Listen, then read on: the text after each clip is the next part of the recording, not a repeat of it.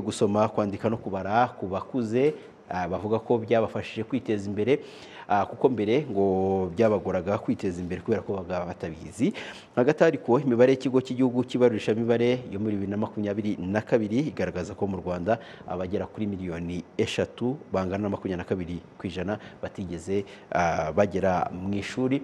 Ubu rero kuba barimo biga bakuze ngo bikaba barimo bigenda bihindura ubuzima bwabo. Reka inkuru tibaze mugenzi wacu Kwizera John Patrick. Kwandika abana na sherinzi kubyandika. Mukamuganga Pacifique, umugore w'imyaka 37 utuye Kanombe mu mudugudu wa Byimana, akarere ka Kicukiro, avuga ko yagiye yaterwa ipfunwe no kutamenya gusoma no kwandika. Avuga ko ubuzima yakuriyemo butatumye agira amahirwe yo kwiga. Ubu agiye kumara umwaka yiga gusoma, kwandika no kubara ku ishuri ry'incuke Itetero riri hafi y'aho atuye. Nje gusoma ntabwo naca ku cyapa ngo kinanira. No kwandikira message aranyandikira mfite touch ntabwo nyikoresha gaturuje. Aranyandikira ngo bite nkamusubiza ngo ni byiza. Waramutse ute taho iyo tutabashije kuba twararana yagiye no mu kazi. Akambaza ngo abana bameze bate nkamusubiza ko bameze neza. Kwandika abana na sherinzi kubyandika.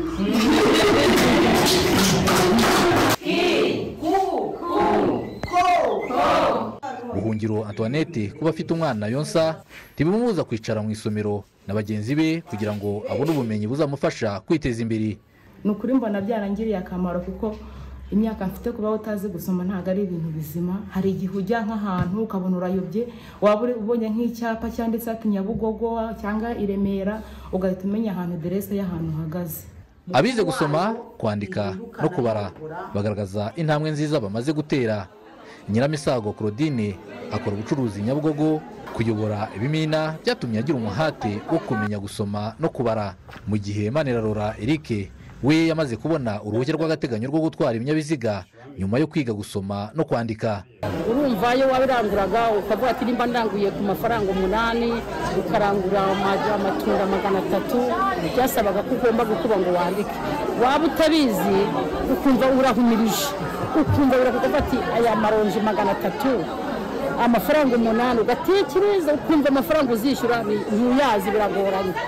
Noneho usanga uvuga ngo heruka mu ishuri ngo ndafasha.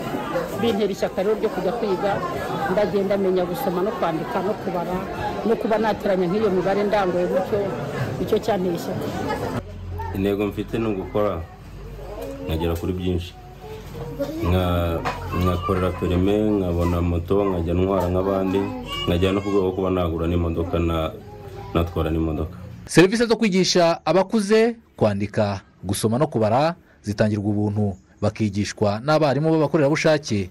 Mukandayisenga Speciose n'umwe mu barimu bigisha abakuze. Ibikoresho ni umurenge ubiduha, baduhingwa, bakaduha amarojistre yo kwandikamo, bakaduha amakaramu yo kwandika. Ubwo nabo ikintu babazwa ni kwishakira ikaramu n'ikayi. Bakaduha n'ibitabo, turaza gukora imfashanyigisho dukoresha za REB kugira ngo tugere kuri gahunda, burya twigisha dukurikije ibyo bagiye baduha.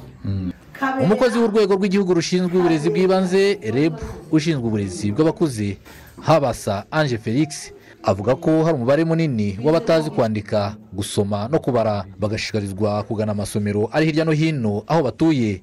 Haracyariho abantu mu cyaro cyangwa mu giturage n'ahandi henshi mu turere dutandukanye.